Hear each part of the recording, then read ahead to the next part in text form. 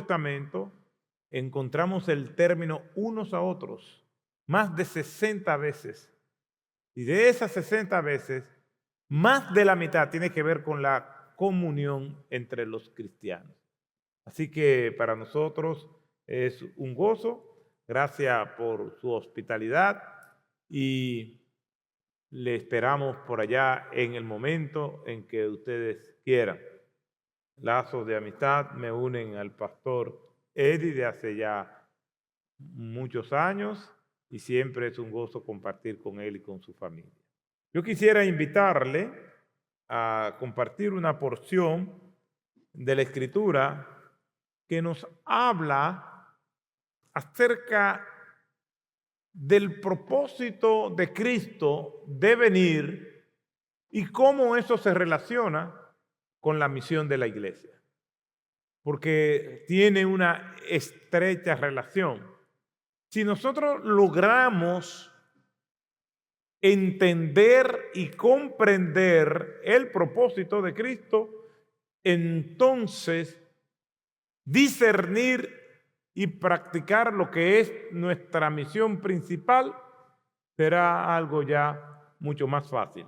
Por eso les invito a que vayamos a las Escrituras, a Marcos capítulo 1, versículo 29 al 39. Marcos capítulo 1, versículos 29 al 39.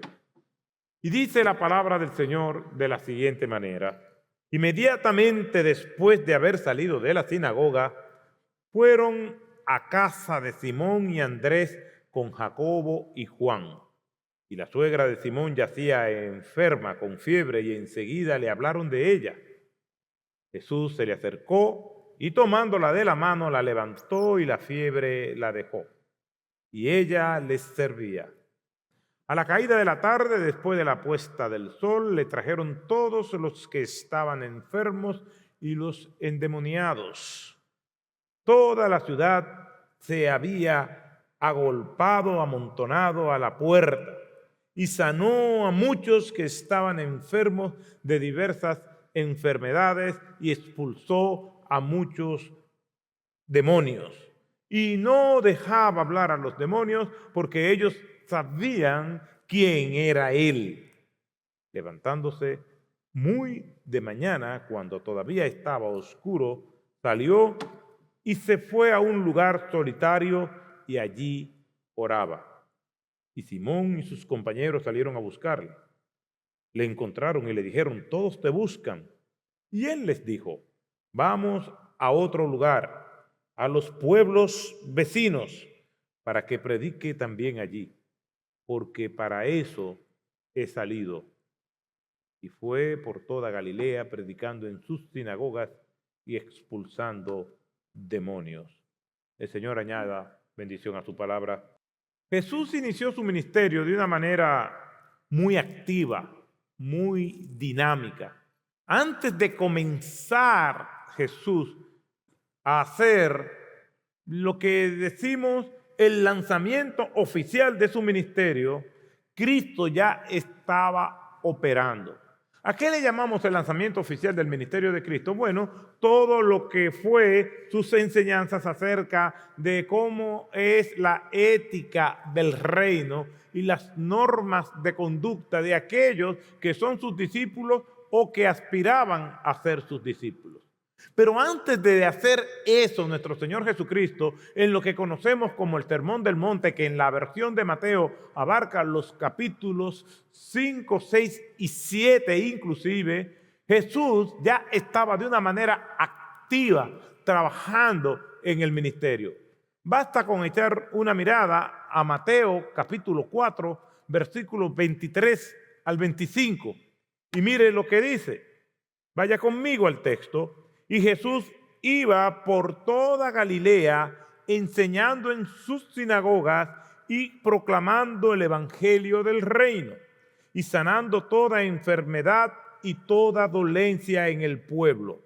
Y se extendió su fama por toda Siria y traían a él todos los que estaban enfermos, afectados con diversas enfermedades y dolores, endemoniados, epilépticos y paralíticos, y él los sanaba.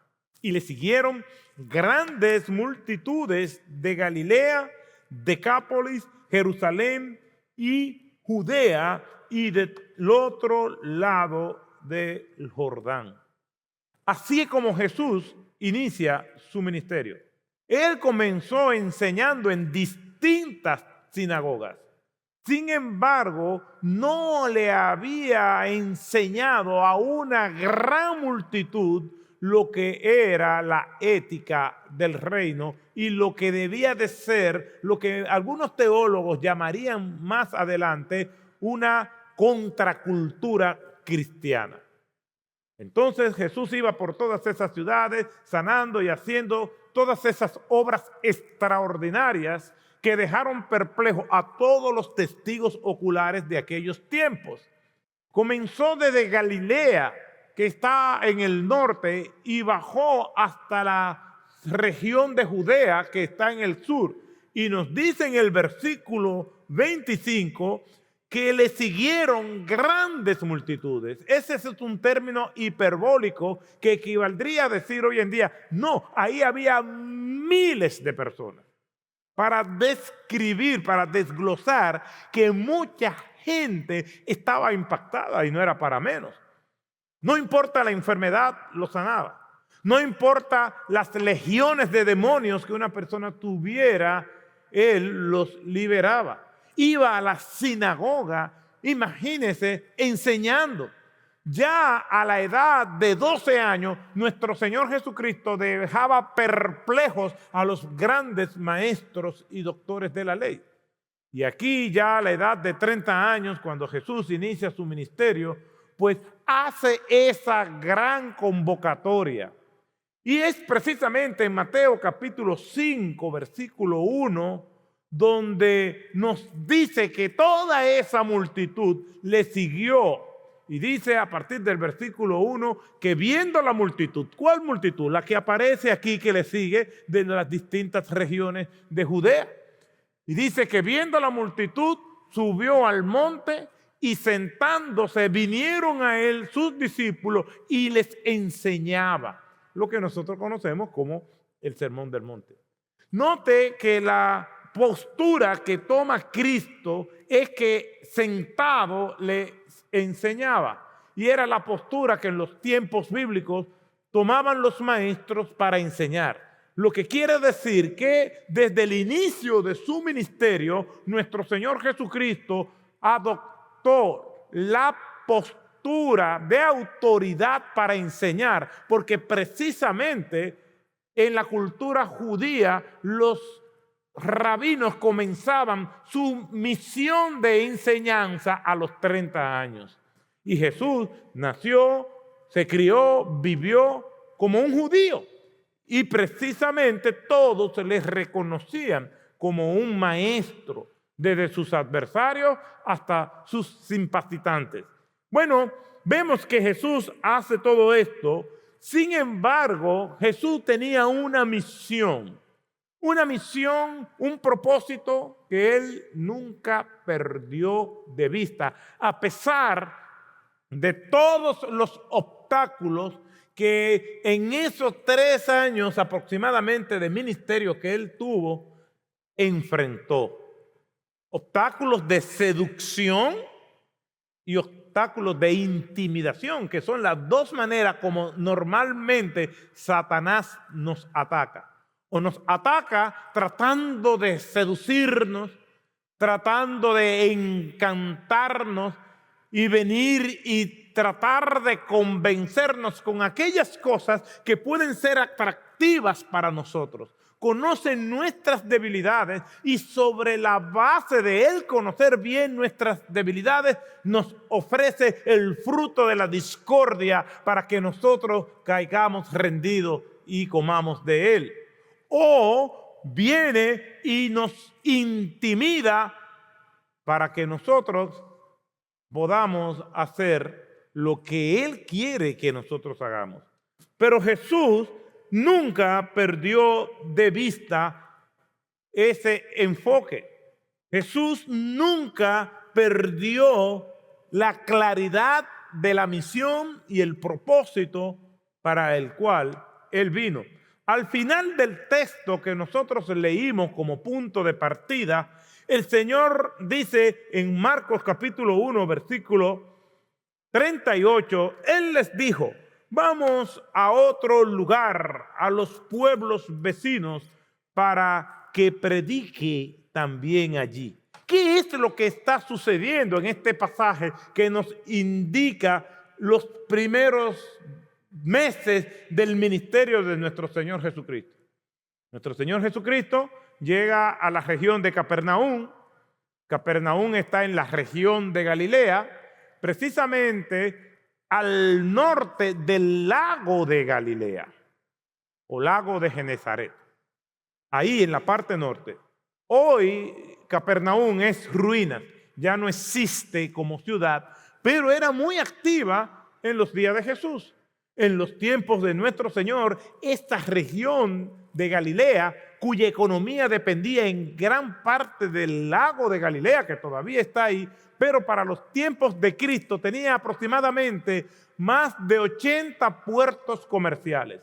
No eran puertos como nosotros los conocemos hoy en día, eran bien rudimentarios, primitivos, pero eran donde las embarcaciones desembarcaban con distintos tipos de carga para tomar los distintos caminos y llevar su mercancía a su destino. Jesús hizo de la ciudad de Capernaum su centro de operaciones, su residencia. ¿Por qué? ¿Por qué no lo hizo en Jerusalén, en la región de Judá, en el sur? Bueno, porque en la región de Galilea era donde había mayor población y Jesús vino a buscar y a salvar lo que se había perdido. Y Jesús estaba donde estaba la gente. Además, eso era un lugar muy táctico, porque allí venía mucha gente de paso, escuchaba el mensaje del Señor, era impactado por el mensaje del Señor y seguía hacia su destino. Era una zona de trasiego, era un hub, un centro de transferencia, era un centro de conexión de donde las personas iban allí, pero pasaban a otro lugar. ¡Qué sabiduría! La sabiduría de nuestro Señor. Y allí hizo el Señor su residencia. ¿Qué nos dice Mateo capítulo 4, versículo 13?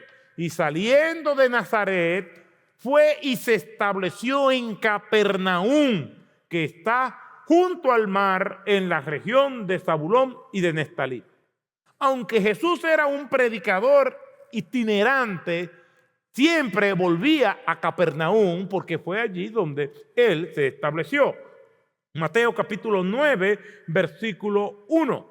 Y subiendo Jesús en una barca, pasó al otro lado y llegó a su ciudad, Capernaum. Un comentarista de esa postura de que Cristo se estableció en Capernaum dice lo siguiente, y lo cito: fue en los alrededores de esta aldea que Jesús había llamado a sus primeros discípulos. Juan 1, 35 al 42. Fue también aquí que Pedro y Andrés, Jacobo y Juan fueron invitados posteriormente a ser pescadores de hombres. Mateo capítulo 4, 18 y 22. Capernaum llegó a ser el centro de las actividades de Cristo, su base de operaciones, y tenemos suficientes evidencias en las Escrituras para afirmarlo. Cierro la cita. Pues Jesús llega a la ciudad de Capernaum y le dan una noticia.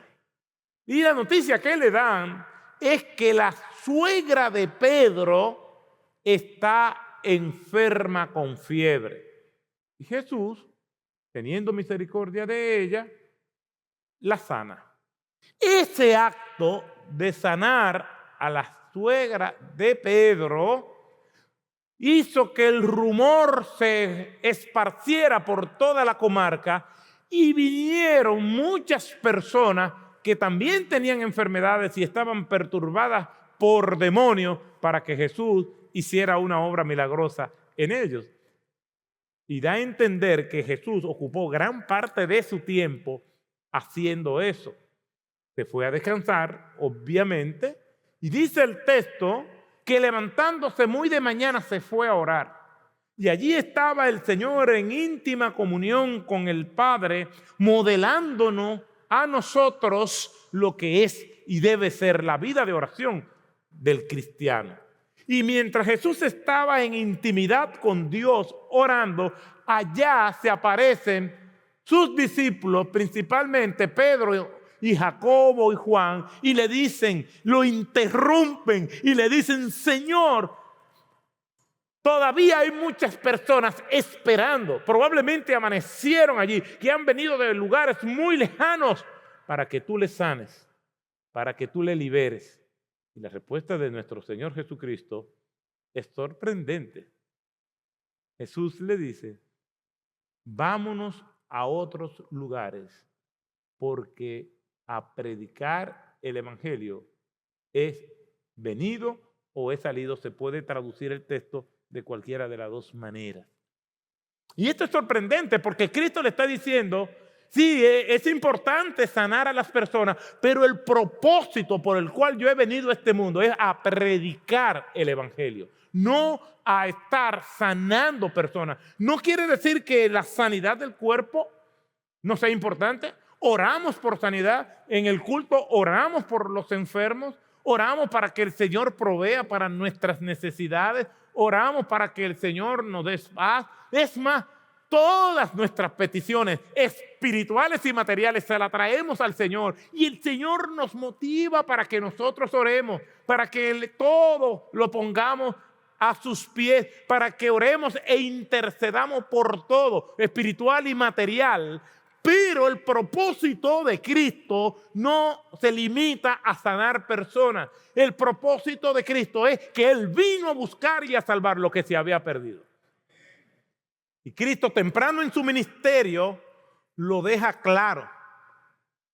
Y Satanás lo sabía, pero sus discípulos siempre estuvieron confundidos sobre ese propósito por el cual vino nuestro Señor Jesucristo. Y a través de su ministerio, Cristo tuvo que mantenerse enfocado porque recibió intimidaciones o seducciones para que se desviara. Y eso me lleva a pensar en el famoso libro El progreso del peregrino. No sé cuántos de ustedes lo han leído, pero es uno de los libros más extraordinarios jamás escritos.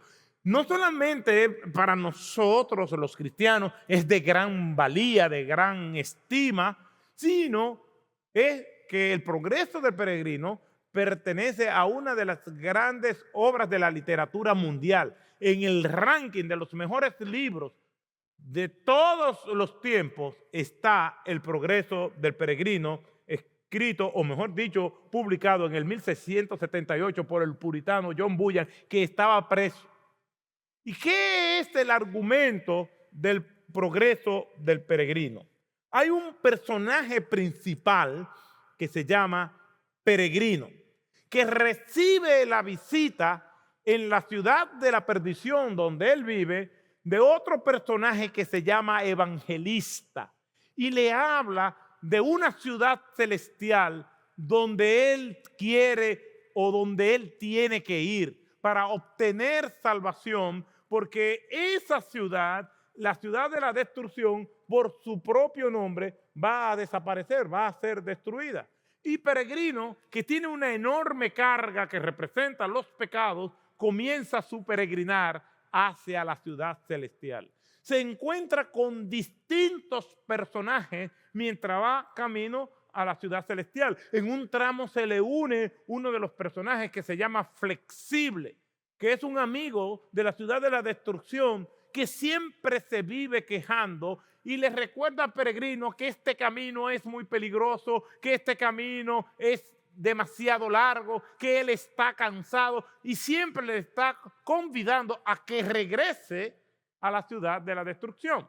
Pero Peregrino se mantiene en lo que Evangelista le dijo de que tiene que llegar a la ciudad celestial. se encuentra con el señor moralista, con el señor legalista, hacen una escala y se desvían un poco y llegan a la feria de las vanidades. Unos niños comienzan a burlarse de Flexible y Flexible le dice a Peregrino perturbado, devolvámonos, los niños se burlan de nosotros, y Peregrino escuetamente le dice, sigue adelante, no le hagas caso, Flexible, son niños de las tinieblas. Al final, Flexible deja a Peregrino y Peregrino tiene que enfrentarse a distintos tipos de obstáculos, vicisitudes, pero siempre hay un ángel que representa al Señor que le va guiando hasta que él llega a la ciudad celestial, y aquel pesado bulto de maldiciones y pecados es liberado, y a partir de ahí ya no se llama peregrino, sino que se llama cristiano. Es un libro maravilloso que nos habla de todos los obstáculos que el creyente, para mantenerse firme en los caminos del Señor, tiene que enfrentar. Esta magistral obra es una lectura obligada de todo cristiano.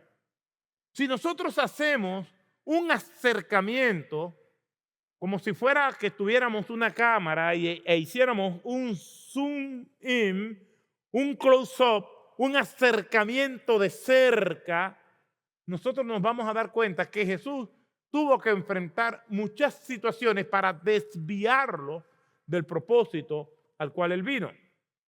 Vayamos a ver algunos textos que nos confirman esta verdad. Mateo capítulo 2, verso 13. A los pocos días de haber nacido, intenta matarlo.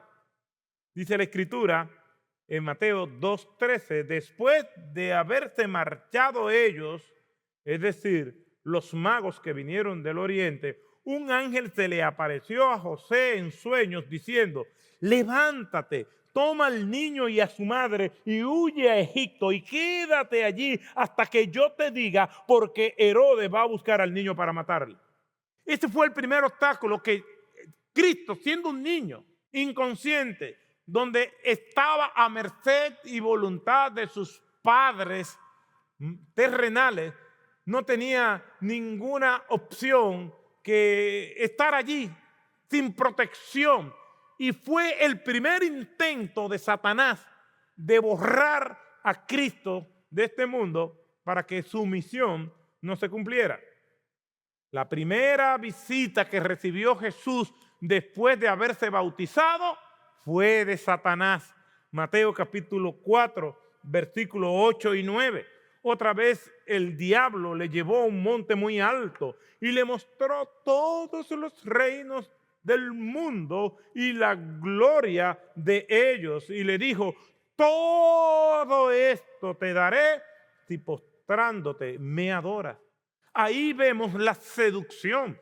Todos nosotros, los seres humanos, somos seducidos. Tenemos que luchar contra aquellos aspectos pecaminosos de nuestra carne que nos parecen atractivos. Hay tentaciones que nosotros podemos vencerlas con mayor facilidad porque las repudiamos, pero hay otras que nos atraen, que nos seducen. Y aquí Satanás cree que va a seducir a Cristo con la gloria de un mundo que Él creó, donde toda la gloria, toda la honra de lo que está en el cielo, de lo que está en la tierra y debajo de la tierra, le pertenece al Señor. ¿Cree Satanás que le va a seducir al dueño del universo con su propio universo?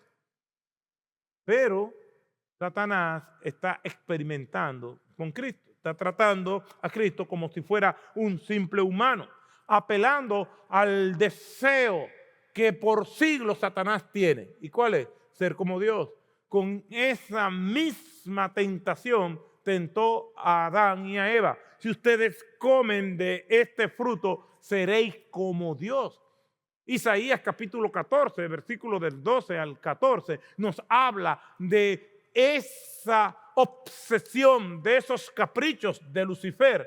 ¿Y cuáles son? Ser como Dios. Dice Isaías capítulo 14, versículo del 12 al 14, ¿cómo caíste del cielo, oh lucero, hijo de la mañana? tú que trastornaba a las naciones, y aquí vienen los caprichos de Lucifer, tú que decías, yo seré, yo subiré, yo me sentaré y yo seré semejante al Altísimo. Ese es el deseo cósmico de Satanás, tener la adoración, no solamente de todo el universo, sino también del mismo Señor. Y le está ofreciendo a eso, como él delira por eso, él cree que el Señor va a ceder a eso. Está tratando de ofrecerle la gloria del mundo. Juan capítulo 6, versículos 15 al 15. La multitud que quería hacerlo rey después que Jesús multiplica los panes y los peces. Dice en Juan capítulo 6, versículo 14. La gente entonces, al ver la señal que Jesús había hecho de multiplicar los panes y los peces, decía, verdaderamente este es el profeta que había de venir al mundo. Y aquí viene el versículo 15. Por lo que Jesús, dándose cuenta de que iban a venir y llevárselo por la fuerza para hacerle rey, se retiró otra vez al monte él solo para orar. Algo que reiteraba Jesús siempre, y se lo dijo a Pilato, mi reino no es de este mundo. El Señor no vino para disfrutar de la gloria del mundo, de la popularidad y la aceptación de la gente. Él tenía un propósito y ese propósito todavía está vigente a través de su santo evangelio. Él vino a buscar y a salvar lo que se había perdido. Él vino a predicar el evangelio de salvación y ese fue el propósito de Cristo. Es un propósito redentor y el portavoz de ese propósito que se convierte en misión somos nosotros, los hijos del Señor. Esa es la misión de la iglesia, la proclamación del evangelio. Id y haced discípulos de todas las naciones. No nos podemos desviar haciendo otras cosas. La iglesia a través de los siglos se ha desviado, se ha entretenido y ha perdido la misión. Su misión es ser sal y luz en este mundo, proclamando el evangelio de Jesucristo. Porque a esto fue que Cristo vino. El propósito de Cristo es la misión de la iglesia. En estas 4 ocasiones se evidencian alternativas distintas, ofertas, golosinas del mundo para que Cristo se desviara. Acabar con su vida temprano. Satanás entonces le ofrece la gloria sin fidelidad, la multitud corona sin espina y Pedro, hasta Pedro, se prestó a esto diciéndole, Pedro lo llevó aparte y comenzó a reprenderlo. De ninguna manera, Señor, esto te sucederá. Jesús se volvió a Pedro y le dijo, aléjate de mí, Satanás. En un texto bíblico donde minutos antes Pedro había dicho, tú eres el Cristo, el Hijo del Dios viviente, ahora le dice, no te acontezca tal cosa, no vaya a la cruz. Pedro le pidió redención sin sufrimientos. Entonces, hermanos, ¿qué nos enseña este pasaje? Este pasaje está lleno de enseñanzas que Jesús nos modela, pero el pasaje tiene una idea central. Y esa idea central tiene que ver con la misión de nuestro Señor Jesucristo. Pero tiene muchas enseñanzas periféricas, marginales, que vamos a ver rápidamente porque no tenemos el tiempo para luego aterrizar y terminar con las aplicaciones que nosotros podemos encontrar de este pasaje. Número 1, en este pasaje, cuando nosotros leemos los versículos 31 al 34, vemos la sensibilidad de nuestro Señor Jesucristo para atender a las necesidades de los seres humanos, sean necesidades físicas como toda clase de enfermedades, como también necesidades espirituales. Jesús sanó a mucha gente y liberó de demonios a otros. También vemos la vida de oración de nuestro Señor. Versículo 35. Se levantó muy temprano para orar. Nos modela la vida de oración. ¿Cómo un creyente puede vivir sin oración? ¿Cómo un creyente no va a tener un tiempo aparte durante el día para orar con el Padre, para hablar con su Señor, para vaciar su alma delante de Él? Aparte de mantener la comunión durante todo el día, porque la Escritura dice, orad sin cesar. También vemos la confianza que hay entre Jesús y los discípulos. Versículo 36. Los discípulos sabían dónde Cristo estaba, como también sabía Judas dónde estaba el Señor cuando vilmente lo entregó aquella noche a sus verdugos. Ellos tenían confianza entre el Señor, pero no solamente había confianza, sino que también ellos tenían acceso al Señor. Versículo 37. No solamente lo vieron, sino que también se acercaron. No solamente sabían dónde estaba el Señor, sino que fueron y se le acercaron. También vemos cómo ellos interrumpen al Señor, versículo 38, para decirle que la gente le busca. No son los 12 que están allí. Cuando nosotros analizamos la vida de nuestro Señor Jesucristo, primera a los Corintios, capítulo 15, ese extraordinario tratado acerca de la resurrección, dice la Escritura que Jesús se le apareció a más de 500 personas a la vez, que eran de sus discípulos. En el aposento alto había 120 discípulos del Señor, hombres y mujeres. En los evangelios vemos que el Señor envió a 70 de sus discípulos de dos en dos. Lucas capítulo 8, versículo 1 en adelante nos dice que había mujeres discípulas de Cristo que le servían con sus bienes. Tenía a 12 que escogió entre todos esos discípulos, escogió a 12 para que estuvieran siempre con él. Pero de esos 12 había un círculo de intimidad que estaban formados por Pedro, Jacobo y Juan. Estos son los que se acercan a Jesús y lo interrumpen en ese tiempo de perfecta comunión, purísima, santísima, intimísima entre Jesús y el Padre. Pero Jesús no los regaña. ¿Por qué? Porque ellos tenían permiso para eso. Tenían permiso para ir donde estaba el Señor, porque es una relación significativa. Y nosotros, los que somos líderes, los que estamos en una posición de servicio, tenemos que tener gente que puedan acercarse a nosotros en cualquier momento, en cualquier circunstancia, y puedan interrumpirnos y puedan tocarnos cualquier tema y tengan la libertad dentro del marco del respeto, decirnos lo que sea. Porque si eso no sucede, estamos fracasados. Yo tengo mi equipo, comenzando con mi esposa, que me dice cualquier cosa.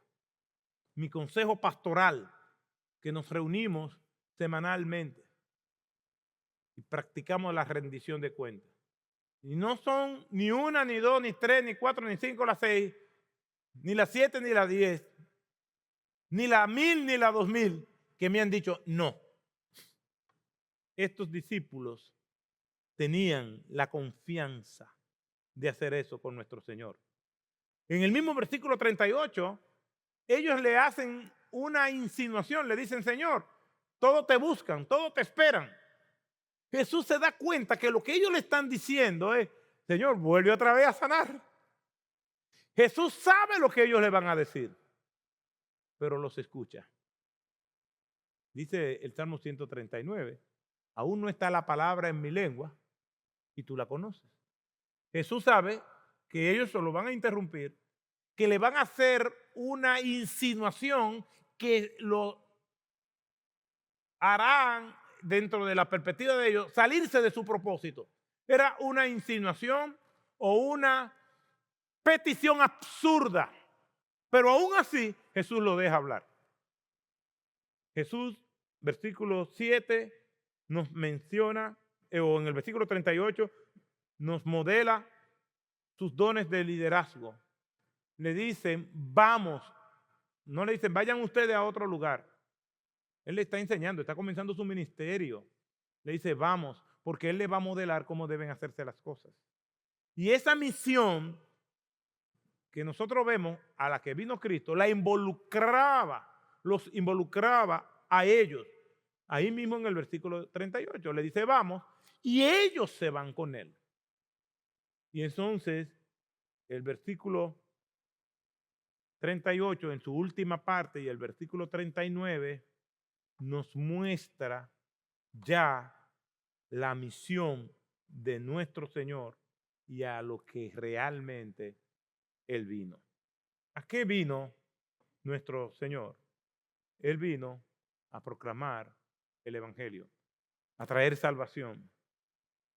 Jesús no se desvía ni a diestra ni a siniestra de esta misión que Él vino a cumplir. Cuando fue seducido, mantuvo su enfoque en la predicación del Evangelio.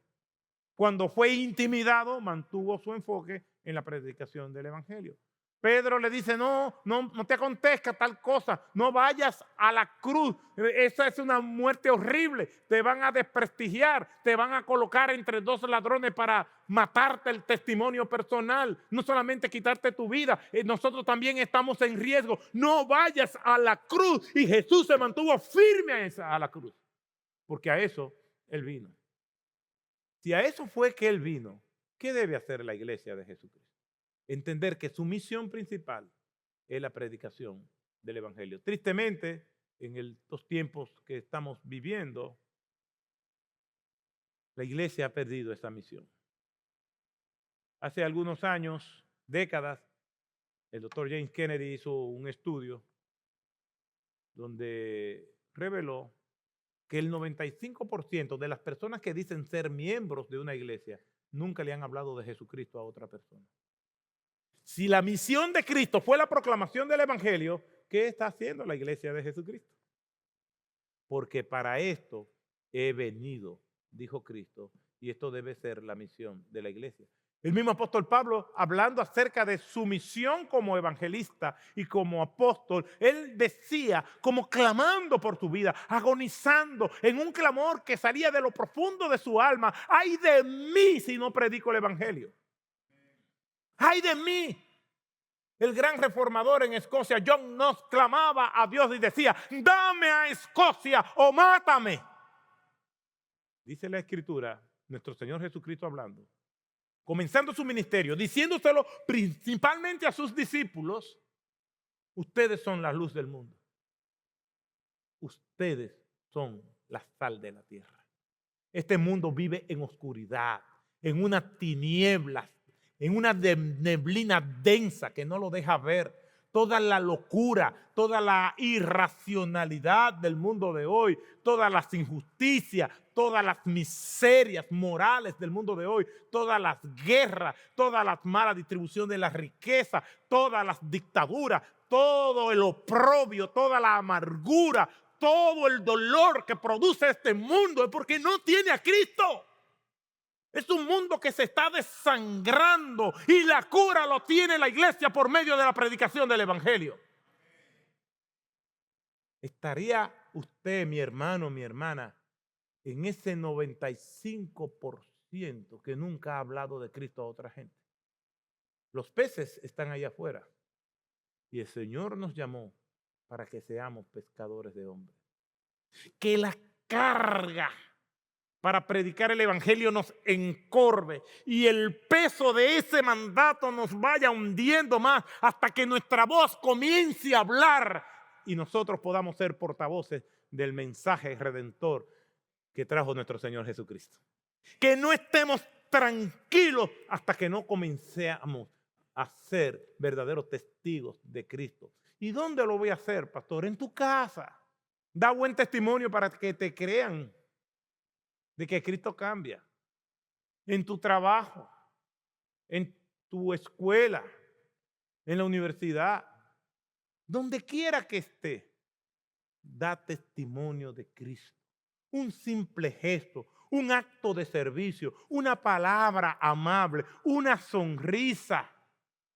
Es quizás el preámbulo de traer personas a los pies de Cristo. Inviten personas para que vengan al culto. Si nosotros estamos adorando a Dios y Dios dice que donde están 2 o 3 reunidos, ahí está en medio de ellos. Imagínense cuando estamos adorando a Dios, Dios está aquí, algo sobrenatural está sucediendo y es posible que Dios tenga propósito con las personas que vienen por primera vez o por segunda vez, porque el culto es una experiencia con Dios. A esto fue que vino. Si esta es la misión de Cristo, entonces también es la misión de la iglesia. Agradó al Señor salvar a los hombres. Y si aquí hay alguna feminista, hombres significa hombres y mujeres en la Biblia. Agradó a Dios salvar a los hombres mediante la locura de la predicación. Que usted es tímido, no importa, a pesar de tu timidez, predique el evangelio. Yo soy tímido, fue mi esposa que se me declaró a mí. Y ya estamos casados desde hace muchos años. Que usted es torpe de hablar, no importa. Moisés era torpe, Moisés era torpe de hablar. Y Dios lo ayudó a través de su hermano Aarón para liberar al pueblo. No hay limitaciones. Ore y sepa que toda oportunidad que Dios le da para hablarle de Cristo a una persona y no la aprovecha, usted está en falta delante de Dios. Pastor, eso no es muy legalista. Yo no sé cómo usted le llama, pero eso está en la Biblia. Ay de mí si no predicare el evangelio. Mientras vemos que hay personas naciendo, indica que Cristo todavía quiere salvar personas. Le voy a contar una historia y con esto termino. Una historia que conozco muy bien de primera mano, porque estuve cerca de uno de sus actores. Resulta que, puesto que los familiares de uno de ellos están vivos, vamos a llamarle Juan. Y Juan se crió en los gueros de New York, de uno de los gueros de New York, en el bajo mundo, en un mundo de drogas y delincuencia. Y su amigo, vamos a llamarle Pedro, también pobreza, delincuencia, poca escolaridad, fueron la vida de ellos. Pedro tenía la particularidad de que, según me dijo Juan a mí, nunca rió ni nunca lloró. Nunca lo vio reírse desde niño, nunca lo vio llorar. El tiempo pasó mientras iban creciendo y se separaron. Uno se mudó de lugar y no volvieron a verse. Juan fue alcanzado por la gracia y la misericordia del Señor. Y de ese mundo de delincuencia, de bajo mundo, el Señor lo transformó. Se casó. Tenía una familia hermosa y era uno de los líderes de su iglesia. Me dice que un día, saliendo por uno de los subways de los trenes de la ciudad de New York, ve a este individuo tirado en el piso como un deambulante, un homeless, y reconoció que era Pedro. Pedro no reconoció a Juan, pero sí Juan lo reconoció a él. Y se le acerca y le dice, Pedro, Pedro, Pedro.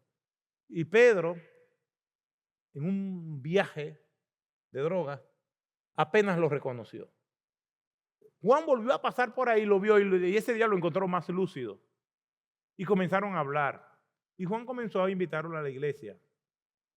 Y esa ruta no era exactamente la ruta de él, pero él a propósito pasaba todas las veces que podía por ahí para decirle a Pedro que fuera a la iglesia. Y Pedro con vergüenza, bajaba la cabeza. El mismo Pedro de siempre, sin risas y sin lágrimas. Le decía, yo te aviso, yo te aviso, yo te aviso. Y le predicaba a Juan y él escuchaba. Pues un día, Juan pasa como de costumbre y ve a Pedro lo que para él era bien vestido. Y le dijo, ¿hay culto en la iglesia hoy? Y Juan le dice, sí, pues yo voy a ir contigo. Pero, maloliente, vivía en la calle. Pero a Juan no le importó ir con su amigo así a la iglesia. Y se apareció a la iglesia con él. Simplemente comenzó el tiempo de alabanza y aquel hombre que nunca lloraba, comenzó a llorar. Y llora, y llora, y llora, y llora, y llora, y llora. Ya Juan sabía que algo estaba sucediendo, porque nunca lo había visto llorar. Y llora, y llora, y llora, y llora, y llora, y llora. Llega la predicación y no deja de llorar. Se termina el culto y no deja de llorar. Era un mar de lágrimas y sudor. La gente se va y se queda el pastor, Juan y Pedro, que no deja de llorar. Juan tiene que decirle a su esposa que se vayan, que él los alcanza. Y duraron hasta la medianoche. Y Pedro no dejaba de llorar. Parece que todas las lágrimas y el llanto que tenía reprimido por décadas, las compuertas de su alma, se quebraron y lloró y lloró. Hasta que pudo incorporarse y decir por qué lloraba. Lloraba por toda la rabia que tenía durante toda su vida, por todo lo que le hicieron que Juan no sabía. Cómo su madre lo entregó a la prostitución a cambio de drogas. Todas las violaciones que le hicieron desde que era un niño. Lloraba por todo el odio que le tenía a su mamá por su papá y a su padre por haberlo abandonado, a todas las personas que abusaron de él. Dijo, yo sé que esto está mal, pero también estoy llorando para que Dios me perdone por todo este odio que he acumulado por tantos años. Y estoy llorando para que Dios me dé una oportunidad y me salve y me quite toda esta amargura que se ha instalado en mi corazón por años. Dejó de llorar. Juan le dice, queremos orar por ti. Le explicaron el evangelio.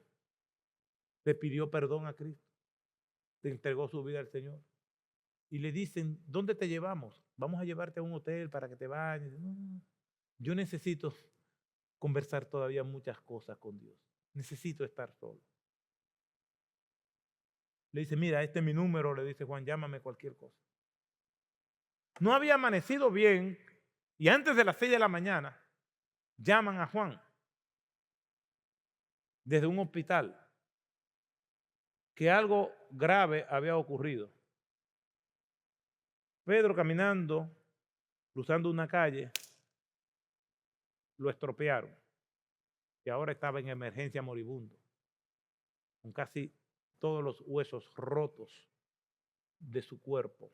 Cuando Juan llega, le dicen, miren, él está hablando, estamos tratando de hacer lo posible, pero parece que él no está bien de la cabeza.